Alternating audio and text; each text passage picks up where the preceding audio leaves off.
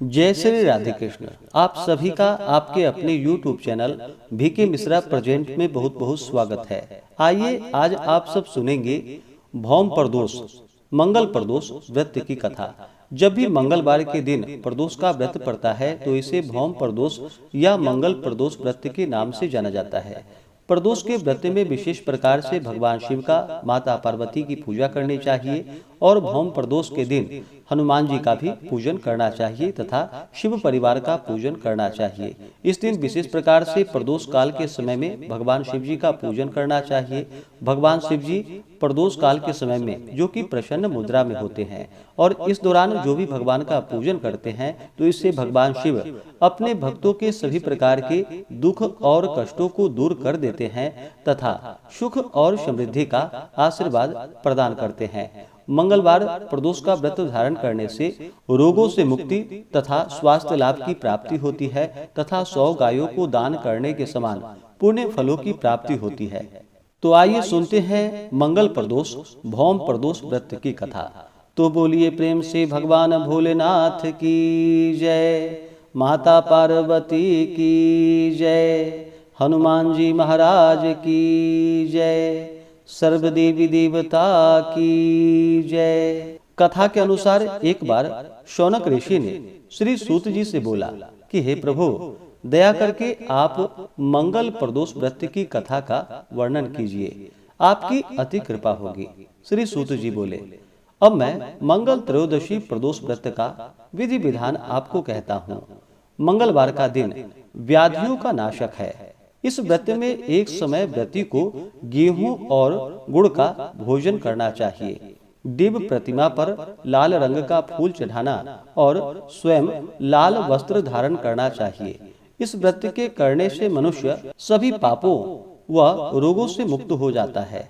इसमें किसी प्रकार का कोई संशय नहीं है।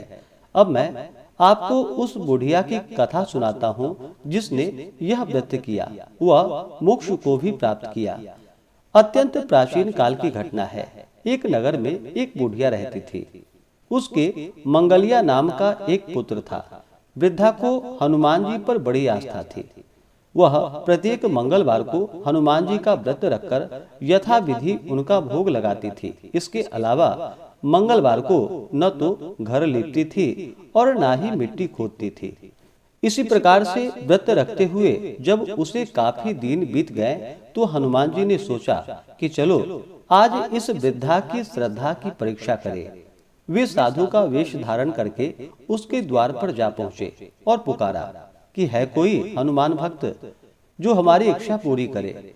वृद्धा ने यह पुकार सुनी तो बाहर आई और पूछा कि महाराज क्या आज्ञा है। साधु वेशधारी हनुमान जी बोले कि मैं बहुत भूखा हूँ, भोजन करूंगा, तू थोड़ी सी जमीन लीप दे। वृद्धा बड़ी दुविधा में पड़ गई। अंत में हाथ जोड़कर प्रार्थना की कि हे महाराज, लीपने और मिट्टी खोदने के अतिरिक्त जो काम आप कहेंगे वह मैं करने को तैयार हूँ। साधु ने 3 बार प्रतिज्ञा कराने के बाद कहा कि तू अपने बेटे को बुला, मैं उसे औंधा लेटा करके उसकी पीठ पर आग जलाकर भोजन बनाऊंगा।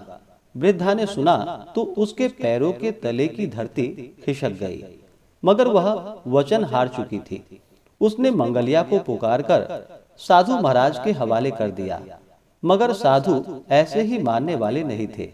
उन्होंने वृद्धा के हाथ से ही मंगलिया को औंधा लिटवाकर उसकी पीठ पर आग जलवाई। आग जलाकर दुखी मन से वृद्धा अपने घर के अंदर चली गई। साधु जब भोजन बना चुका तो उसने वृद्धा को बुलाकर कहा कि वह मंगलिया को पुकारे ताकि वह भी आकर भोग लगा ले। वृद्धा आंखों में आंसू भरकर कहने लगी कि अब उसका नाम लेकर मेरे हृदय को न दुखाओ।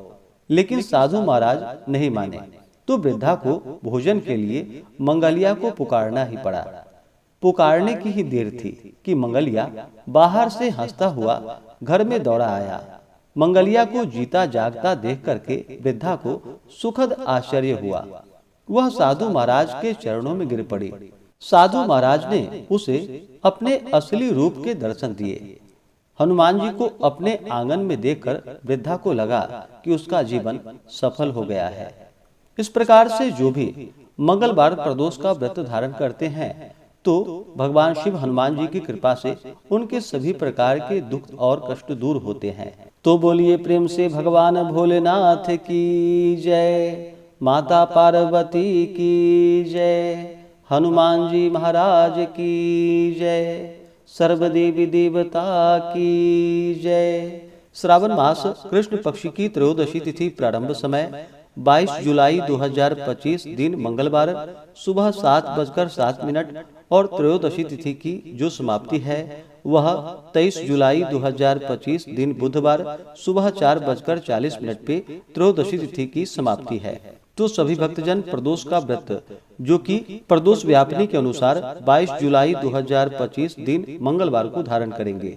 जब भी मंगलवार के दिन प्रदोष का व्रत पड़ता है तो इसे भौम प्रदोष या मंगल प्रदोष व्रत के नाम से जाना जाता है।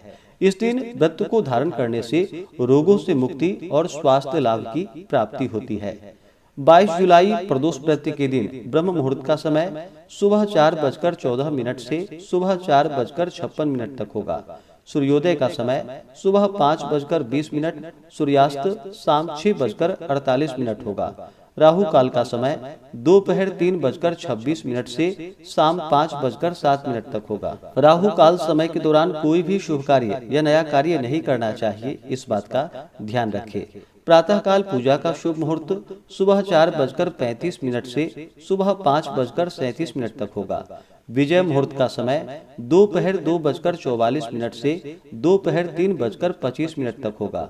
संध्या काल पूजा मुहूर्त शाम 7:18 से रात्रि 8:20 तक होगा और प्रदोष काल पूजा का जो शुभ मुहूर्त है वह समय शाम 5:48 से शाम 7:48 तक होगा। इस दौरान आप भगवान शिव जी का जो कि पूरे विधि विधान के साथ पूजन कर सकते हैं।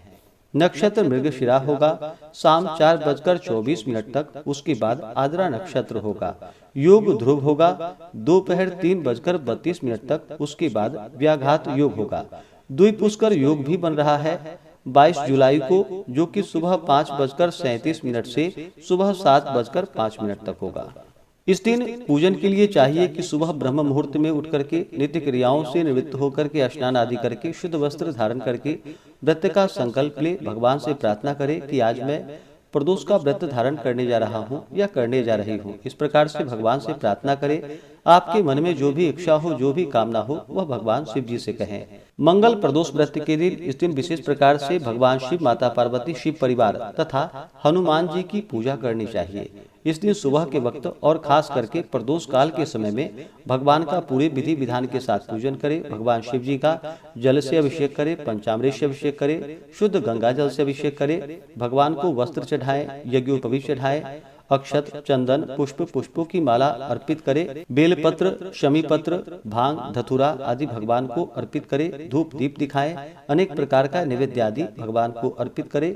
जल से आचमनी करवाएं। मुख शुद्धि के लिए पान पत्र, सुपारी, लौंग, इलायची के साथ में अर्पित करें। इसके बाद प्रदोष व्रत का कथा श्रवण करें। शिव चालीसा, शिव स्तोत्र आदि का पाठ या श्रवण करें। इसके बाद भगवान शिव जी की आरती करें। प्रदोष का व्रत जो कि दिन रात्रि उपवास रहते हुए धारण करना चाहिए। जो उपवास नहीं रह पाते हो, जिनका स्वास्थ्य सही ना हो, तो आप एक समय फलाहार ग्रहण करके व्रत को धारण कर सकते हैं। जो भी व्रती है व्रत के दौरान शुद्ध और सात्विकता का पालन करना चाहिए। तामसिक वस्तुओं का, नशीले पदार्थों का सेवन नहीं करना चाहिए। किसी के ऊपर क्रोध नहीं करने चाहिए। इस दिन ओम नमः शिवाय या श्री उमा महेश्वराभ्याम नमः इन मंत्रों का जप करना चाहिए। इससे भगवान शिव जी अपने भक्तों पर अति प्रसन्न होते हैं, अपने भक्तों के सभी प्रकार के दुख तथा कष्टों को दूर कर देते हैं तथा सुख और समृद्धि का आशीर्वाद प्रदान करते हैं। तो आशा करता हूँ कि यह जानकारी आपको अच्छा लगा हो। इसी प्रकार से ज्ञानवर्धक जानकारियाँ प्राप्त करते रहने के लिए, व्रत पूजा के बारे में जानने के लिए, कथा को सुनने के लिए चैनल पे अगर आप पहली बार आए हैं तो चैनल को लाल बटन दबा करके सब्सक्राइब करें। साथ में बेल आइकन घंटी को दबाएं ताकि आने वाली वीडियो का नोटिफिकेशन आपको समय से मिलता रहे। वीडियो को लाइक करें, शेयर करें। सुखी रहें और स्वस्थ रहें। जय श्री राधे कृष्ण। धन्यवाद।